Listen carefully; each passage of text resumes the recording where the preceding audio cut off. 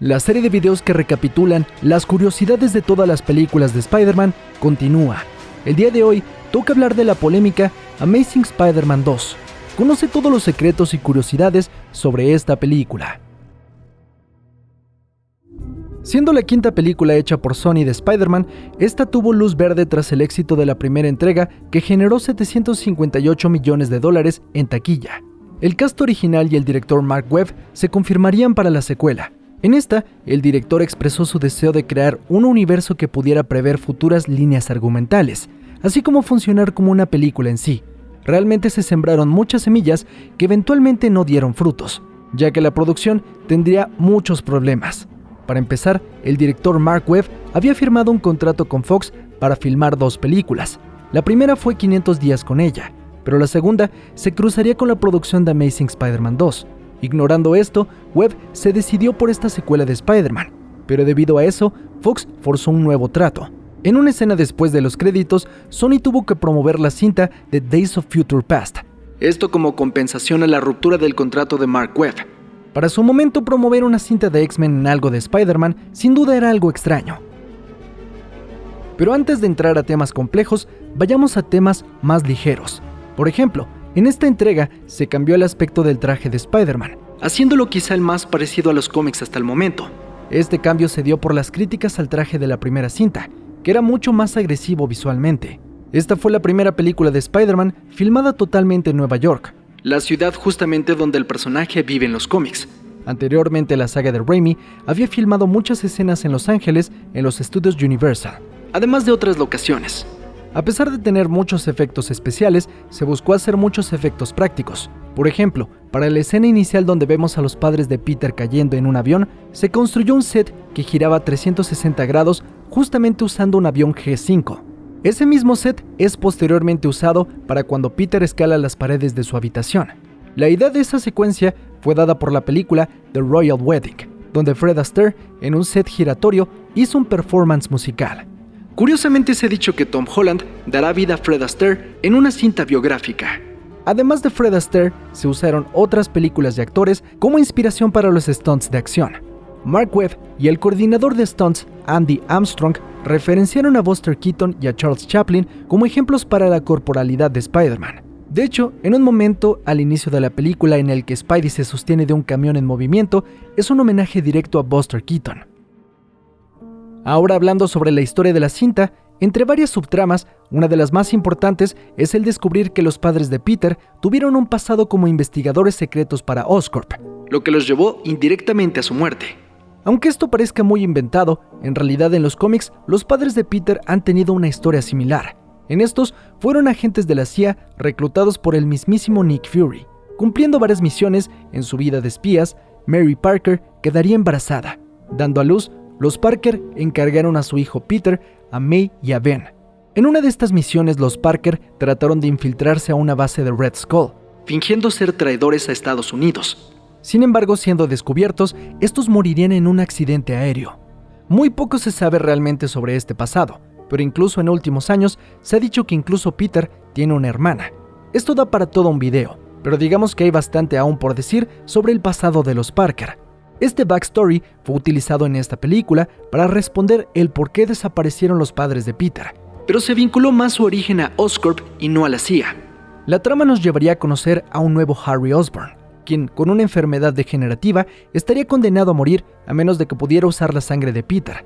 Justamente Richard Parker usó su propio material genético para modificar a las arañas que le dieron poderes a Peter, y este a su vez podría ayudar a Harry a sobrevivir. Como enemigos en esta entrega, tenemos a Harry Osborn, a Electro y a Rhino. De Harry ya hemos hablado cómo en los cómics se ha convertido en uno de los grandes enemigos de Spider-Man, incluso creando la ilusión de que los padres de Peter habían regresado a la vida. En la película, este interpreta una nueva versión del Duende Verde. Sobre su transformación que jamás vimos en pantalla, hubo una escena eliminada donde veíamos cómo le crecían los dientes y uñas, pero fue retirada por lo perturbadora que era. Durante el rodaje, el actor tuvo que usar muchos prostéticos y un traje que pesaba 20 kilos. Durante la batalla en la Torre del Reloj, la temperatura del lugar llegó hasta los 46 grados centígrados. En el primer día, Dane supuestamente perdió casi 3 kilos, por lo que el médico en el set comandó a que el crew le rociara baldes con hielos entre tomas, Sin embargo, el calor era tanto que los hielos se derretían supuestamente antes de tocar su cuerpo. De allí en adelante, su traje tuvo que tener un sistema de enfriamiento para que el actor no sufriera un golpe de calor. Por cierto, en un momento cuando Electro está torturando a Donald Menken, Harry comienza a silbar el tema del programa Jeopardy! Sin embargo, esto le gustó tanto al productor Matt Tolmach que, aunque no estaba planeado, decidió pagar por los derechos de la canción para que este momento pudiera salir tal cual lo habían filmado. Electro es el otro villano de la cinta. Incluso el título completo de la película es Amazing Spider-Man 2 Rise of Electro. Esta versión visualmente es más cercana a los cómics Ultimate, siendo un personaje completamente azul, mientras que originalmente simplemente usaba un traje verde y amarillo, pero su físico era el de un simple humano. Justamente el pastel que Max guarda en su refrigerador es alusivo a los colores originales del personaje. Alrededor de la hora con 50 minutos cuando Electro se pelea con Spider-Man, sus ataques forman la canción de Witsy Witsy Araña. Por cierto que el tema que suena en el celular de Peter es el tema clásico de Spider-Man. Cabe destacar que el score es compuesto por el afamado Hans Zimmer, con ayuda de un grupo llamado Los Magníficos Seis, probablemente aludiendo un poco a los Sinister Six. Entre estos 6 músicos se encontraban Pharrell Williams, Junkie XL, así como Johnny Marr, de The Smiths. Por cierto que Hans Zimmer y Junkie XL volverían a colaborar para el soundtrack de Batman v Superman. Cabe destacar que en el soundtrack de Amazing Spider-Man 2 existe el tema It's On Again, que suena al final de la cinta y es interpretado por Alicia Keys y Kendrick Lamar. Supuestamente Hans Zimmer pensó que si Peter Parker era un chico que acababa de graduarse, no escucharía cuernos o cuerdas de Wagner, sino música rock.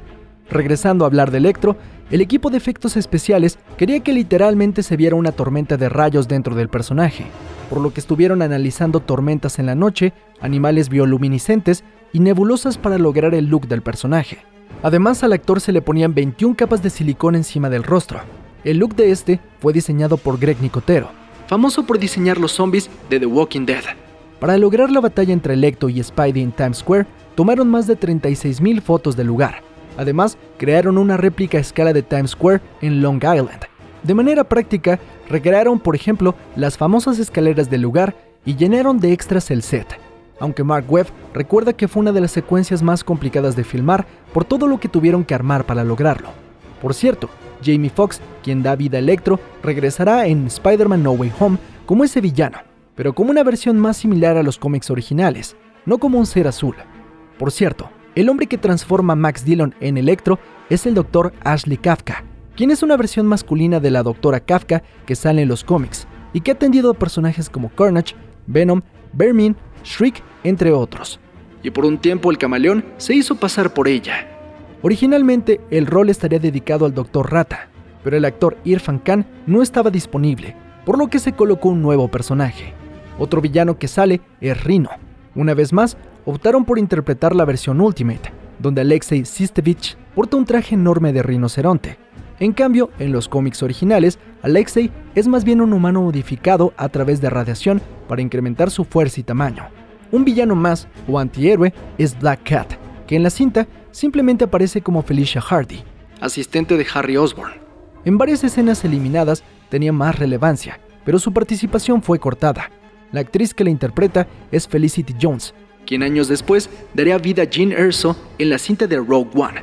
Según la actriz, interpretaría a la novia del Duende Verde, pero en realidad no sabemos qué contienen las escenas eliminadas de este personaje. Según el productor Matt Tolmach, Peter siempre había sido el protagonista en las cintas pasadas de Spider-Man, pero él creía que Gwen en esta cinta era la fuerza que arrastraba toda la trama. De hecho, según Emma Stone, quien da vida a esta chica, confesó en una entrevista a Total Film que ella cree que en esta película Gwen salva más veces a Peter que Peter a Gwen. Algunos detalles divertidos durante las filmaciones entre Gwen y Peter fue que el perro que pasea a Gwen cuando Peter la espía es un perro que en la vida real adoptaron Andrew Garfield y Emma Stone, recordando que estos dos crearon una relación amorosa durante la filmación de la primera película. El speech que da Gwen en su graduación fue escrito por la misma Emma Stone. Por otro lado, en la escena en donde Peter atraviesa el tráfico sin ver para reencontrarse con Gwen, un taxi en la vida real golpeó el tobillo de Andrew, por lo que el actor dice que se puede ver una pequeña reacción de él cuando está a punto de pisar la acera. Pero finalmente, hay que hablar del fatídico desenlace del personaje de Gwen, que hace homenaje a la historia The Night When Stacy Died, de 1973. Esta historia fue polémica en su momento, ya que antes no morían personajes protagónicos de ese calibre en los cómics. Pero, ¿sabías que originalmente los editores de Marvel pensaron en matar a la tía May? En su momento, Stan Lee ya no escribía el cómic de Amazing Spider-Man, pero le fue preguntado si estaba de acuerdo con la decisión. Según palabras de Lee, él estaba por salir de viaje a Europa, por lo que sin pensarlo bien, accedió. Sin embargo, a su retorno, y tras descubrir lo que había pasado, quedó bastante molesto por algunos años. A pesar de eso, se ha mantenido como un momento sumamente importante en el desarrollo del personaje de Peter Parker. En la cinta, el traje que usa Emma Stone es casi idéntico al que usa el personaje en su muerte en los cómics. El reloj del lugar se rompe y termina dando en la 1:21. El cómic donde Gwen muere justamente es el Amazing Spider-Man número 121. Supuestamente se pensaron varias maneras en las que Gwen moriría. Una era en las manos del Duende Verde, donde este le rompía el cuello. En otra, la apuñalaba. En otra versión, quien cortaba la telaraña por la que se caía Gwen era el Duende Verde. En otra versión más, antes de morir, le decía a Peter unas últimas palabras, diciéndole que nunca se rindiera. En una escena que fue eliminada, se veía como el Duende Verde se reía en la escena de la muerte. Posteriormente, Peter lo golpeaba casi hasta matarlo de manera muy violenta. Aparentemente, la escena que quedó en la película afectaba mucho a Andrew, quien no podía verla, diciendo: "Se sentía muy real, me dolía ver morir a alguien a quien amo tanto". Sin embargo, como dije, detrás de cámaras hubo bastantes problemas, por lo que existieron varias versiones del guión. En algunas de las cosas que no terminaron saliendo, estuvieron escenas donde aparecía Mary Jane, interpretada por Shailene Woodley. Aparentemente existen varias escenas filmadas que no han visto la luz. En estas, MJ aparecía como una vecina de Peter, con un padrastro abusivo y trabajando de mesera. En un punto, Peter intercedería para ayudarla.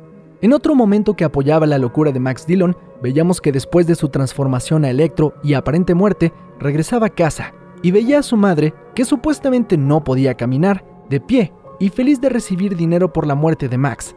Esta escena precedía el momento en que Electro salía a Times Square y eventualmente tenía su cambio a enemigo de Spider-Man. JJ Jameson aparecería junto a Robbie Robertson en el Daily Bugle, pero no pudieron encontrar un actor que fuera mejor que J.K. Simmons. Al igual que en la saga pasada, Peter iría al Daily Bugle para ofrecer fotos de Spider-Man.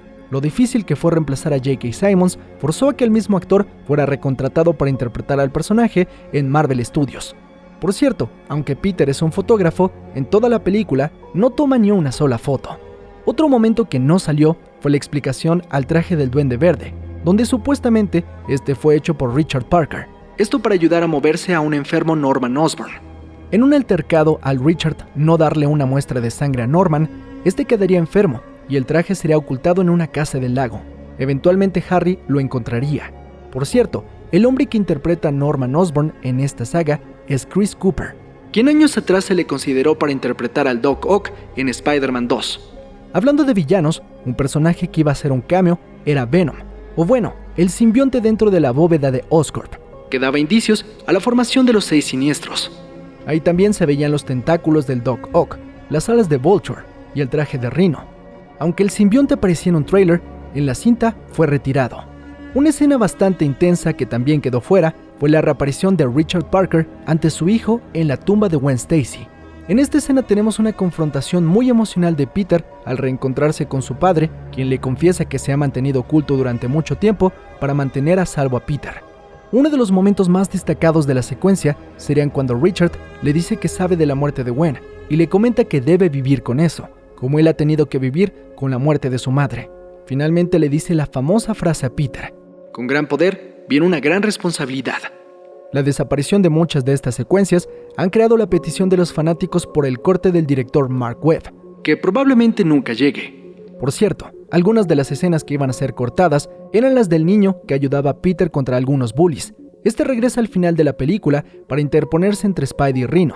Inicialmente esos momentos fueron removidos, pero Andrew Garfield insistió en que se quedaran, ya que esas escenas fueron su idea y eran importantes para el personaje. Esta es la película de Spider-Man que menos dinero ha recaudado en toda la historia, que es un decir porque igualmente hizo una impresionante cantidad de $711 millones, por lo que inicialmente se pensó en hacer una Amazing Spider-Man 3 y 4, o una película que cerrara la trilogía centrada en los 6 siniestros contra Spider-Man. A pesar de eso, a través de correos filtrados de las oficinas de Sony, se supo que en realidad tenían la intención de despedir a Andrew Garfield. Esto por declaraciones negativas que había dado en contra del estudio y porque se resistía a ir a eventos organizados por la compañía. En cambio, se supo que trataron de lograr que Spider-Man saliera en las cintas de los Vengadores. Inicialmente no tuvieron éxito, aunque este trato eventualmente sí se lograría.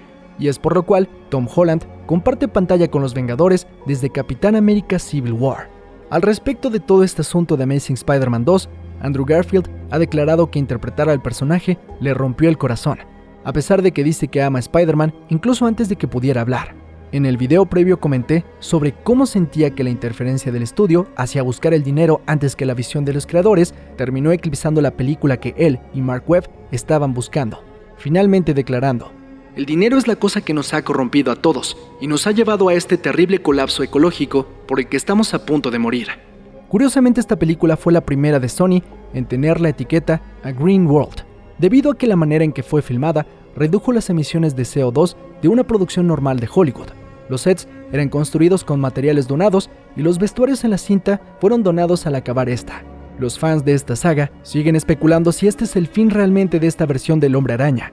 Sobre la cancelada secuela, probablemente haga un video en un futuro sobre las ideas que tenía el estudio para esta entrega. Eso es todo por hoy, pero ese no es el fin de la recapitulación de curiosidades de películas de Spider-Man. Acompáñame la siguiente ocasión para conocer los secretos de Spider-Man Homecoming, el inicio de un nuevo mañana que nos llevará hasta No Way Home. Yo soy Mr. X, te agradezco mucho por ver este video. Nos vemos en la próxima.